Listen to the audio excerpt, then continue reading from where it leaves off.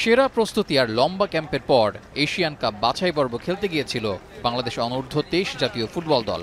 শেষ ম্যাচে সিঙ্গাপুরের বিপক্ষে জয় পেলেও প্রথম 2 ম্যাচে হেরে টুর্নামেন্ট থেকে ছিটকে যায় বাংলাদেশ।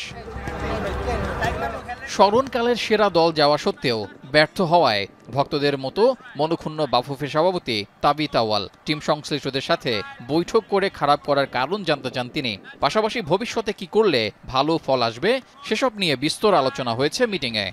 23-তে বাংলাদেশের ইতিহাসে এত বড় একটা লং টাইম ক্যাম্প বা বাহারাইনে ক্যাম্প হয় নাই, এবং ওনার কথা ছিল এখানে যে আমি কি পেলাম এখান থেকে, যে ন্যাশনাল টিমের জন্য কি রেডি হলো। ওনার কথাটা যুক্তি যে এতই ভালো এখান থেকে প্রোটেকশন রেডি হইতো, তাহলে আমি এই ম্যাচগুলো এত খারাপ খেলতাম না।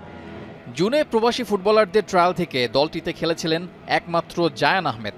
টুর্নামেন্টটিতে বাংলাদেশের হয়ে বেশ ভালোই করেছেন তিনি, তাই ট্রায়াল থেকে অন্য ফুটবলার নেওয়া হবে কিনা সে সম্পর্কেও ধারণা দেন দলটির ম্যানেজার। ফেসবুকে হাইপ উঠছে, এরকম প্লেয়ার আমি আনবো না। আমি আনবো, যদিও আনি, সে আসবে, সে পরীক্ষা দিতে হবে। বিভিন্ন প্রেসিডেন্ট সাহেব বলছে কীভাবে আমাদের ফ্রেন্ডশিপ ম্যাচ খেলা যায়, আমাদের ওই যে মিডিয়ামের সাইড ব্যাগে বলছে কোথায় কোথায় ফ্রেন্ডশিপ ম্যাচ খেলা যায়, কী করা যায়, এখন থেকে রেডি করার জন্য আনার পর দেখার পরে তারপরে যাই করবো। টুর্নামেন্ট চলাকালে শৃঙ্খলা ইস্যু নিয়ে কথা হয় ব্যাপকভাবে, সেখানে ফাহমুদুলের নাম উঠে আসে, যে কারণে বাফুফে থেকে শাস্তিও পেয়েছেন তিনি। ডিসিপ্লিন ইস্যুতে একটা কথা খুব কড়াভাবেই বলছে, যদি কেউ কোনো ধরনের বেয়াদবি বা কোনো ধরনের কিছু করে বড় শাস্তি মানে আমাদেরকে নিয়ে নিতে বলছে, আর যদি আমরা নিতে না পারি ওনাকে রিপোর্ট দেওয়ার জন্য, উনি দেওয়ার জন্য। এই জিনিসটা আমার কাছে ওনারে সেলেক্টফুল যে উনি এটা ডাইরেক্ট ছেড়ে দিয়েছে। এই ব্যাপারে উনি খুব এটা একটু রাগান্বিতভাবে বলছে, যে ওয়ার্নিং দিছে, ডিসিপ্লিন ইস্যুতে কোনো ছাড় নাই, সে যেই হোক।